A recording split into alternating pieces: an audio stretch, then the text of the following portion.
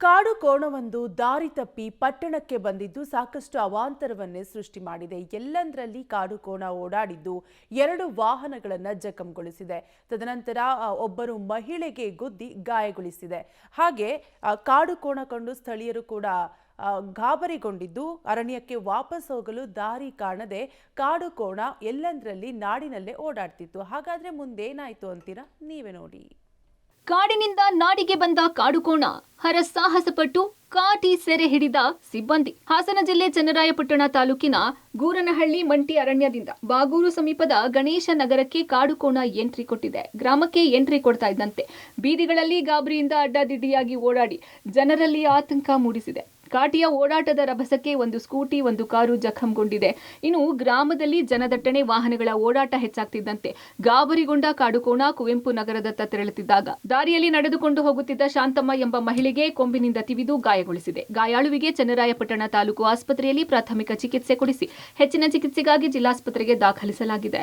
ಕುವೆಂಪು ನಗರದಲ್ಲಿ ಕಾಡುಕೋಣ ಬೀಡು ಬಿಟ್ಟಿದ್ದು ಮುಂಜಾಗ್ರತಾ ಕ್ರಮವಾಗಿ ಸಮೀಪವಿದ್ದ ಖಾಸಗಿ ಶಾಲೆಗೆ ರಜೆ ನೀಡಲಾಗಿತ್ತು. ಸ್ಥಳಕ್ಕೆ ಆಗಮಿಸಿದ ಅರಣ್ಯ ಇಲಾಖೆ ಅಧಿಕಾರಿಗಳು ಹಾಗೂ ಸಿಬ್ಬಂದಿ ಕಾಡುಕೋಣವನ್ನು ಅರಣ್ಯಕ್ಕೆ ಓಡಿಸೋಕೆ ಪ್ರಯತ್ನ ಪಟ್ಟರು, ಸಾಧ್ಯ ಆಗಲಿಲ್ಲ. ಕಡೆಗೆ ಚಿಕ್ಕಮಗಳೂರಿನಿಂದ ಅರವಳಿಕೆ ತಜ್ಞರು ಹಾಗೂ ವೈದ್ಯರ ತಂಡ ಆಗಮಿಸಿ ಅರವಳಿಕೆ ಚುಚ್ಚುಮದ್ದು ನೀಡಿದ್ರು.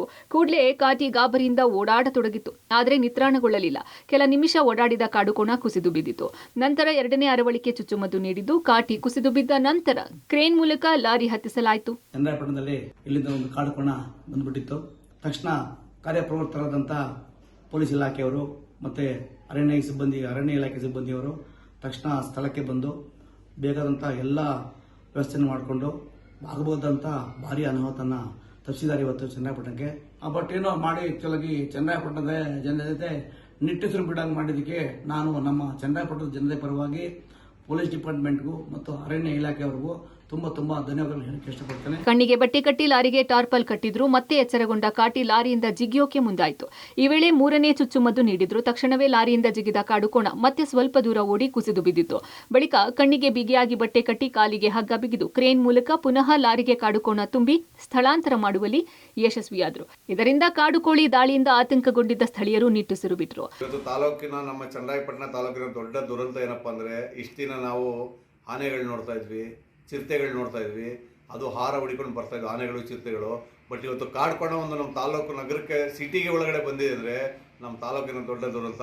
ಇದಕ್ಕೆ ಸಂಬಂಧಪಟ್ಟ ಫಾರೆಸ್ಟ್ ಡಿಪಾರ್ಟ್ಮೆಂಟು ಮತ್ತು ಸರ್ಕಾರ ಕ್ರಮ ವಹಿಸಬೇಕು. ಮುಂದಿನ ದಿನದಲ್ಲಿ ಆಗುವ ಅನಾಹುತಗಳನ್ನ ತಪ್ಪಿಸ್ಬೇಕು. ಇಲ್ಲ ಈ ತಾಲೂಕಲ್ಲಿ ತುಂಬ ಅನಾಹುತಗಳಾಗ್ತದೆ. ನಮ್ದು ಒಂದೇ ತಾಲೂಕು ಅಂತಲ್ಲ, ಈ ಥರ ಬೇರೆ ಬೇರೆ ತಾಲೂಕುಗಳಲ್ಲಿ ತುಂಬ ಅನಾಹುತ ಆಗ್ತದೆ. ಇದಕ್ಕೆ ರಾಜ್ಯ ಸರ್ಕಾರ ಮತ್ತು ಫಾರೆಸ್ಟ್ ಡಿಪಾರ್ಟ್ಮೆಂಟು ಇದಕ್ಕೆ ಸಂಬಂಧಪಟ್ಟ ಅಧಿಕಾರಿಗಳು ಕ್ರಮ ತಗೋಬೇಕು. ಒಟ್ಟಿನಲ್ಲಿ ಹಾಸನ ಜಿಲ್ಲೆಯಲ್ಲಿ ಕಾಡು ಪ್ರಾಣಿಗಳ ಹಾವಳಿ ಮಿತಿ ಮೀರಿದ್ದು ನಗರ ಪ್ರದೇಶಕ್ಕೆ ಎಂಟ್ರಿ ಕೊಡ್ತಿವೆ. ಇದರಿಂದ ಸ್ಥಳೀಯರಲ್ಲಿ ಆತಂಕ ಹೆಚ್ಚಿಸಿದೆ. ಇನ್ನಾದರೂ ಅರಣ್ಯ ಇಲಾಖೆ ಅಗತ್ಯ ಕ್ರಮ ಕೈಗೊಳ್ಳುವ ಮೂಲಕ ಕಾಡು ಪ್ರಾಣಿಗಳ ಹಾವಳಿಗೆ ಕಡಿವಾಣ ಹಾಕಬೇಕಿದೆ. ಕ್ಯಾಮರಾಮನ್ ನಾಗರಾಜ್ ಜೊತೆ ಶಶಿಧರ್, ಬಿಸಿ ಪಬ್ಲಿಕ್ ಟಿವಿ, ಹಾಸನ.